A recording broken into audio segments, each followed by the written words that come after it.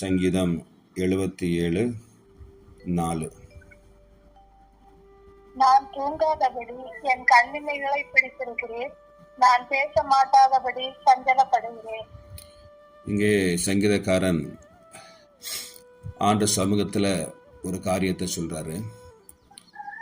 தன்னுடைய நெருக்கங்கள் அல்லது வேதனைகள் அல்லது கசப்பான அனுபவங்கள் வாழ்க்கையில வந்ததுனால ரொம்ப சோர்ந்து போய் இந்த காரியங்களை சொல்லுறார்.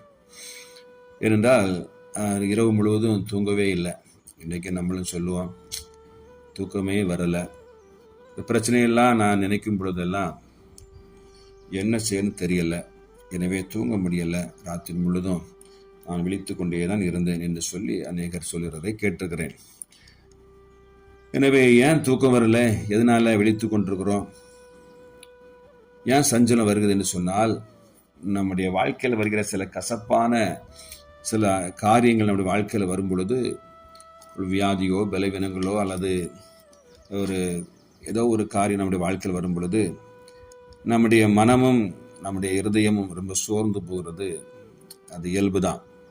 ஆனாலும் கர்த்தர் நம்மை திடப்படுத்துவார் என்பதை தான் தேவ சமூகத்தில் போய் இதை ஊற்றுறோம். இப்போ அன்னாள் தேவ சமூகத்தில் போய் சஞ்சலத்தை ஊற்றினான்.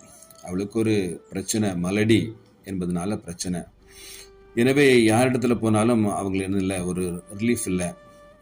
கணவனும் அவரை தேற்றி பார்க்குறாங்க, ஆனாலும் ரிலீஃப் அடையலை. குடும்பங்கள் சொந்தங்கள் எல்லாம் தேற்றி பார்த்துருப்பாங்க, ரிலீஃப் அடையலை. ஆனால் தேவ சமூகத்தில் போய் தன் இருதயத்தை ஊற்றி ஜெபிக்க ஆரம்பிக்கிறான். அப்பொழுது தேவ சமூகத்திலிருந்து நல்ல ஒரு ஆறுதலான ஒரு காரியத்தை கர்த்தர் கொடுத்தார் என்று சொல்லி வேதத்தில் வாசிக்கிறோம். இங்கே சங்கீதக்காரன் சொல்லும் பொழுது, நான் தூங்காதபடி என் கண்ணிமைகளை பிடித்திருக்கிறீர், நான் பேச மாட்டாதபடி சஞ்சலப்படுகிறேன், பேச்சு வரல, எனக்கு நல்ல தூக்கம் வரல. இந்த ரெண்டு காரியத்தை தான் இங்கே சங்கீதக்காரன் ஆண்ட சமூகத்தில் சொல்றார். அன்பு சகோதர சகோதரிகளே, இந்த இப்படிப்பட்ட சூழ்நிலைக்குள்ளால நம்ம ஒருவேளை நம்முடைய வாழ்க்கையும் கடந்து வருமானால் நிச்சயமாய் ஆண்டவர் நம்ம என்ன செய்வார், இதில் விடுதலை கொடுப்பார் என்பதை நீங்கள் நானும் இந்த காலை வேளை மறந்துவிடக்கூடாது. இங்கே எஸ்தர் புஸ்தகம் 6வது அதிகாரம் 1 வாசிக்கும் பொழுது, அந்த ராத்திரியிலே ராஜாவுக்கு நித்திரை வராதபடியினால் கால வர்த்தமானங்களில் எழுதியிருக்கிற நடவடி புஸ்தகத்தை கொண்டு வர சொன்னார். அது ராஜா சமூகத்திலே வாசிக்கப்பட்டது. என் அன்பு சகோதர சகோதரிகளே, அன்றைக்கும் ஆண்டவர் இந்த மிருதகாயை உயர்த்த வேண்டும் என்பதை தீர்மானித்திருந்தார். எனவே அன்றைக்கு ராஜாவுக்கு தூக்கத்தை வரவிடவில்லை. இன்னைக்கும் ஆண்டவர் உங்களை என்னையும் உயர்த்துவதற்கு தீர்மானித்திருந்தால், இங்கே நமக்கு தூக்கம் வரல, நம்மளை தூங்க முடியலை, பிரச்சனை, சஞ்சலப்படுறோம். அதே போல தான் எஸ்தர் ராஜாத்தையும் அந்த நாட்களில் மிருதகாயும் அங்கே இருந்த தேச ஜனங்களும் தூங்காதபடி அடுத்த நாள் என்ன நடக்கப் போகிறது என்று சொல்லி கலங்கியிருந்தாங்க. ஆமானால செய்த சதி, அதனால ஜனங்கள் எல்லாம் கலங்கி போய் இருந்தாங்க. இந்த கடைசி நேரத்தில் ஆண்டவர் என்ன செய்கிறார்னா ஒரு அற்புதத்தை அங்கே செய்கிறார்.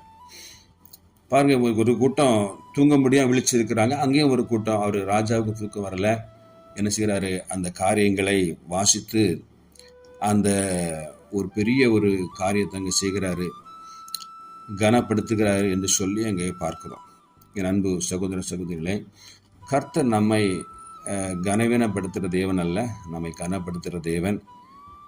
நம்முடைய சஞ்சலங்கள், நம்முடைய காரியங்களை அவர் அறியாதவர் அல்ல, அவர் அறிந்திருக்கிறார் என்பதை நீங்கள் மறந்துவிடக்கூடாது. இப்போ இந்த யோபு புஸ்தகம் 2வது அதிகாரம் 13 வாசிக்கும் பொழுது,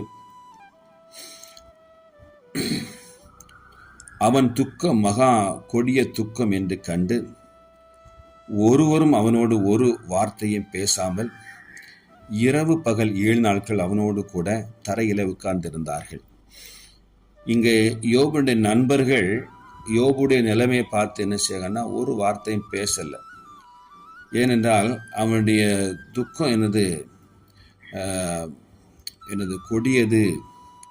பாருங்க, அவன் துக்கம் மகா கொடிய துக்கம் என்று கண்டு ஒருவனும் அவனோடு ஒரு வார்த்தையும் பேசாமல் இரவும் பகலும் 7 நாட்கள் அவனோடு கூட தரையில் உட்கார்ந்து இருந்தார்கள் என்று அங்கே வாசிக்கிறோம் யோபு புஸ்தகத்தில். பாருங்க, யோபுனாலும் பேச முடியல, யோபுடைய சகோதரனாலும் பேச முடியல. ஏன்னா கொடிய துக்கங்கள் வரும் பொழுது நம்ம பேசவும் முடியாது, கண்ணில் உறக்கவும் வராது. இப்படிப்பட்ட சூழ்நிலை வரும், இது சஞ்சலம் வரும். எனவே அப்படியே 7 நாட்கள் எவனிச்சிருக்காங்க, அவனோடு கூட தரையில் உட்கார்ந்து இருந்திருக்கிறாங்க. இரவும் பகலும் 7 நாட்கள் இருந்திருக்கிறாங்க. பாருங்க, பெரிய கொடிய ஒரு துக்கம், பெரிய கொடிய ஒரு சம்பவம் அல்லது யோபுடைய வாழ்க்கையில கர்த்தர் அனுமதித்திருந்தார் என்பதை தான் நம்ம இந்த வேதத்தில் வாசிக்கிறோம். எனவே தான் அவங்களுக்கு பேச்சு வரல, தூக்கமும் வரல, இரவும் பகலும் இருக்கிறாங்க. என் அன்பு சகோதர சகோதரிகளே, நம்முடைய துக்கங்களை கர்த்தர் சந்தோஷமாய் மாற்றுவார். ஆனால் கர்த்தர் தன் பிரியமானவனுக்கு நித்திரை கொடுக்கிறார் என்று வேதத்தில் வாசிக்கிறோம். நம்ம மேலே பிரியமாக இருக்கிறார். அப்போ நம்ம துக்கத்தை மாற்றும் பொழுது, நம்முடைய இருதயத்தில் சந்தோஷம் வரும் பொழுது நித்திரை நிச்சயமாக நிச்சயம் நமக்கு வரும். நம்மை கர்த்தர் ஆசீர்வதித்து உயர்த்துகிற நல்ல ஆண்டவர் என்பதை நீங்கள் நானும் மறந்துவிடக்கூடாது. சங்கீதக்காரன் தாய் சொல்லும் பொழுது, சங்கீதம் 6:6, என் பெருமூச்சினாலே இளைத்து போனேன், ரா முழுவதும் என் கண்ணீர்னால் என் படுக்கையை மிகவும் ஈரமாக்கி என் கட்டிலே நினைக்கிறேன் என்று சொல்லி. அப்படி என்றால் அவர் என்ன செய்யல, தூங்கவே இல்லை. ரா முழுவதும் என் கண்ணீரினால என் படுக்கையை மிகவும் ஈரமாக்கி என் கட்டிலே நினைக்கிறேன் என்று சொல்கிற சங்கீதக்காரன் தாவி சொல்றாரு. ஏன் ஒரு கொடிய பிரச்சனைகள் வரும் பொழுது தூக்கம் வராது அவங்களுக்கு. அதனால இரவு முழுவதுமாக இருந்து ஆண்ட சமூகத்தில் மன்றாடி ஜெபித்து அழுது புலம்பிக் கொண்டே இருக்கிறார். நிச்சயமாய் அந்த புலம்பலின் சத்தத்தை ஆண்டவர் கேட்டு தாவீதுக்கு இரக்கம் செய்தார். தாவீது வர வர விருத்தி அடைந்தார் என்று சொல்லி பார்க்கிறோம். இழந்து போன எல்லாவற்றையும் ஆண்டவர் இரட்டத்தனையாய் யோபு கொடுத்து கர்த்தர் ஆசீர்வதித்தார் என்று சொல்லி பார்க்கிறோம். இங்கே ஆசாப் சங்கீதக்காரன் சொல்கிற இந்த காரியத்திலையும் கூட அவருக்கும் என்ன செய்தார், நல்ல நித்திரை கொடுத்தார், நல்ல சஞ்சலத்தை மாற்றினார், ஆசீர்வதித்தார் என்று சொல்லி பார்க்கிறோம். இதை கேட்டுக்கொண்டிருக்கிற அன்பு சகோதர சகோதரிகளே, உங்களுக்கும் எனக்கு நிச்சயமாக அவர் நம்முடைய கண்களுக்கு நித்திரை வர பண்ணுவார், நம் சஞ்சலத்தை எல்லாம் மாற்றுவார் என்ற விசுவாசத்தோடு கூட நமக்கு வருகிற துன்பங்கள், நெருக்கடிகள், போராட்டங்கள், பிரச்சனைகள் எல்லாவற்றிலும் தேவ சமூகத்தில் ஊற்றி அண்ணாலை போல காரியங்களை தெரியப்படுத்துமானால் நிச்சயமாக வரும் நாட்களில் நமக்கும் ஒரு இளைப்பாறுதலான, சமாதானமான, மகிழ்ச்சியான, சந்தோஷமான ஒரு நல்ல வாழ்வை ஆண்டவர் நமக்கு தருவார் என்பதை ஒரு நாளும் மறந்துவிடக்கூடாது. வருகிற துன்பங்கள், இந்த கஷ்டங்களை நம்மை உருவாக்குவதற்கு தான் என்பதை நீங்கள் ஒரு நாளும் மறந்துவிடக்கூடாது.